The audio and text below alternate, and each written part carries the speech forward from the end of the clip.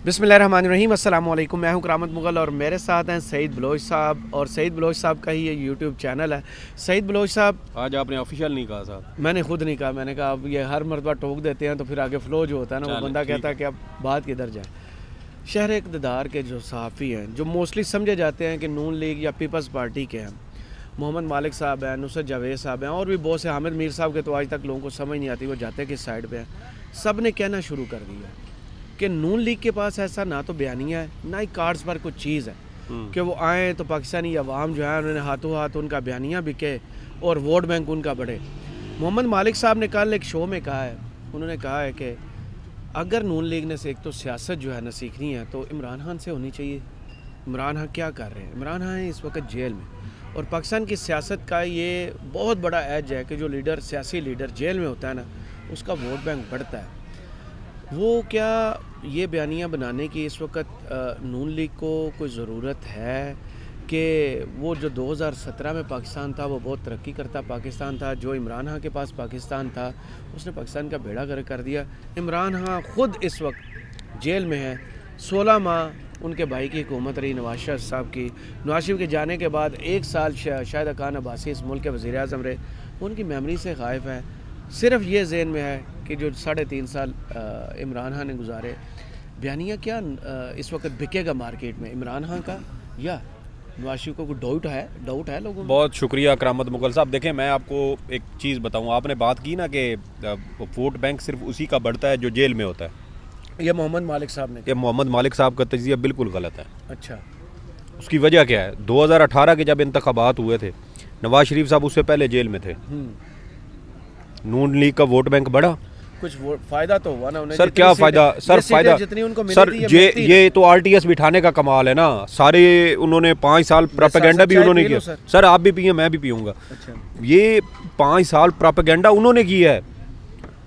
जो अब देखें ना, 2018 के इंतखाबात का पूरा डाटा आपको सोशल मीडिया, यूट्यूब के ऊपर आपको तमाम ट्रांसमिशन पड़ी हुई मिल जाएगी। आज तक किसी साफ़ी ने तौफीक नहीं की कि वो उन चीज़ों को देखे और उनको समझे कि जिस वक्त आरटीएस बैठा था उस वक्त सियासी जमातों की सीटों का तनासब क्या था, और जब आरटीएस बहाल हुआ उसके बाद उसके क्या नतायज बरामद हुए। लोग ये भी नहीं बताती आरटीएस बनाया किसने, और दूसरी आरटीएस बनाया, और उससे जी और आईटी मिनिस्टर हैं, और उससे बढ़ के अगर नून लीग समझती है कि उनके साथ ज्यादती हुई थी तो वो कम से कम किसी फोरम पे जाके दरखास्त देते, किसी ट्रिब्यूनल में जाते, किसी अदालत में जाते, सुप्रीम कोर्ट। इमरान खान ने भागदौड़ की थी ना 4 हल्के खोलने के लिए, 126 दिन धरना दिया था बकौल उसके कि तकरीबन कोई 50 लाख रुपए से ज़ायद उसका खर्चा हुआ, और सिर्फ इलेक्शन ट्रिब्यूनल ने जाके सिर्फ उसका फ़ैसला सुनाया। तो ये देखें कि आपने कहाँ पे भाग दौड़ की और ये कहा कि आरटीएस बैठा है और हमारी जो सीटें हैं वो हमसे छीनी गई। आपने कहीं नहीं गए। अब जो हैं हमारे साबिक वफाकी वज़ीर दिफा ख्वाजा आसिफ साहब, उनका बयान ऑन द रिकॉर्ड है। इमरान खान साहब कह चुके हैं कि उनको इलेक्शन वाली रात उन्होंने जनरल बाजवा साहब को फ़ोन किया और उसकी वजह से वो कामयाब हो गए। ये ऑन द रिकॉर्ड चीज़ है ना। तो ये वो चीज़ है जो हमारे सामने आई है। कितने ऐसी सीटें होंगी जो नून लीग इसी वजह से जीती होगी। जीडी रोड की सारे यही तजिया करते हैं कि ये सीटें दी गई थी नून लीग। सर अब ये देखिए कि अगर बैठाने का नुकसान सबसे ज़्यादा पीटीआई को बकौल सेनेटर आज़म नज़ीर, क्या नाम है उनका, आज़म सवाती साहब, जो पीटीआई के सेनेटर हैं, उन्होंने कहा कि हम इसके ऊपर कार्रवाई करना चाहते थे, आरटीएस क्यों बैठा। तो हमें जनरल बाजवा साहब ने रोक दिया कि भाई अब आप लोग जीत गए, आपकी हुकूमत बन गई, अब आपने इनसे क्या निकालना। तो देखें ना, अगर ये उस वक्त तहकीकात हो जाती तो पता चल जाता कि ये क्यों ये सीटें जो है ये इनकी कम हुई। और मेरे ख्याल में आरटीएस बिठाने से सिर्फ पीटीआई की जो सादा अक्सरियत थी ना, उसको रोका गया था।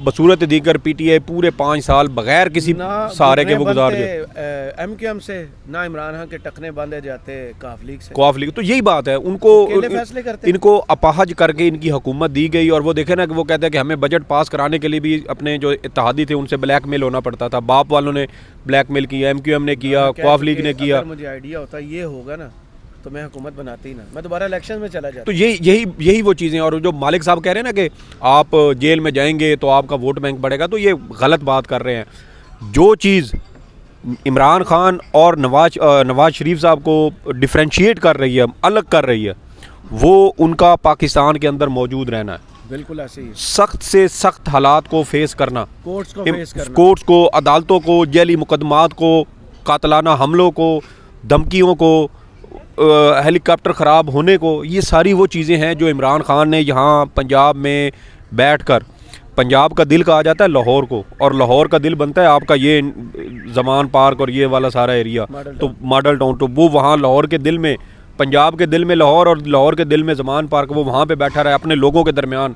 देखें, हमने तो पाकिस्तान की तारीख में समझते इमरान खान के जमान पार्क में बैठने से ही नून लीग का पंजाब से सफाया बिल्कुल हुआ, सियासी हिकमत अमली जो ये बिल्कुल। देखें, इमरान खान साहब के खिलाफ ज्यादातर मुकदमात तो यहाँ इस्लामाबाद में थे, बनीगाला में घर था, तो बनीगाला में घर था, वो यहाँ पे बैठे रहते। वो पंजाब में क्यों बैठे? वो पंजाब के शहर दिल लाहौर में सिर्फ इसीलिए बैठे। आज आप देख लें कि नून लीग का अपना करवाया हुआ सर्वे है कि सिवाय नारोवाल में एहसान इकबाल साहब की सीट के वो पूरा पंजाब हार चुके हैं। तो ये बड़ी, मैं इसलिए कहता हूँ कि इमरान खान साहब जो है ना, वो अब मुझे कन्फर्म, ये मेरा एक मफरूज़ा है कि इमरान खान साहब इंतहाई कोई सिस्टमेटिक किस्म की, साइंटिफिक किस्म की ये रिसर्च करवा के ना ये चीज़ों को नाप तोल के चलते हैं।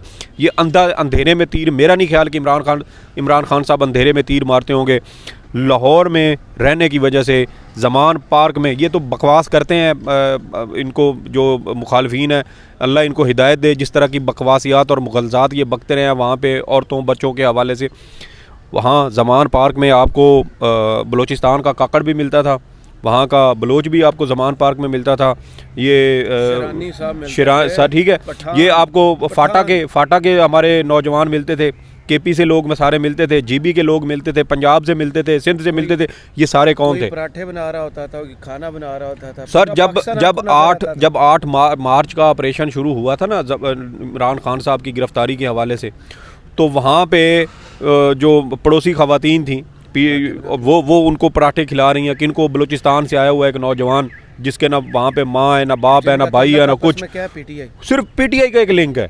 तो ये जो रिलेशन है ना, ये नून लीग ये सारी चीज़ें अवेल कर सकती थी, लेकिन मियाँ साहब ने बाहर जाना, भाग जाना ज़्यादा मुनासिब समझा।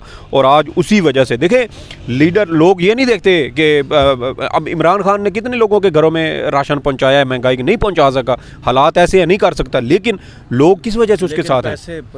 सर, वो तो अपने जो उनके वर्कर्स हैं, वो हर पार्टी का फ़र्ज़ बनता है। जो लोग आपने काम किया ना, देखे इमरान खान ने काम करके दिखाया ना, इनको तरीका सिखाया था, कोरोना के दौरान सिखाया, बिल्कुल सिखाया। खाना दें आप लोगों को, ठीक है, रिहाइश दे। सर, ये वही दुआएं हैं, ये वही दुआएं हैं जो इमरान खान। 20-20 हज़ार रुपया एक ऐप के थ्रू कि आपकी सिर्फ शनाख्त गवर्नमेंट के पास हो, आपको कहीं जाके लाइन में नहीं लगना। सर, उससे हट के बिजली के बिलों में जो रियायत मिली, बिल के अंदर लिखा होता था कि इमरान खान वज़ीर आज़म पाकिस्तान की जानिब से दिया गया जो रिलीफ है, उसके तहत आपको, दुकानदारों को, छोटे इंडस्ट्रीज़ वालों को, तो हमने देखा कि उनको लाख 2-2, 3-3 लाख, 4-4 लाख रुपए के बिजली के बिल उनके जो है वो माफ़ हुए और कम हुए।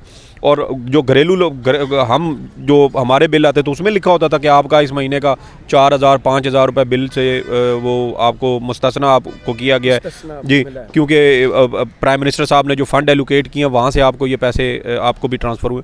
तो ये वो चीज़ें थी। गुड गवर्नेंस क्या होती है, फलाही रियासत क्या होती है? फलाही रियासत में यही काम किए जाते हैं। हमारे जो मुसलमानों की तारीख़ है उसमें आप उठा के देखें, क्या करते थे?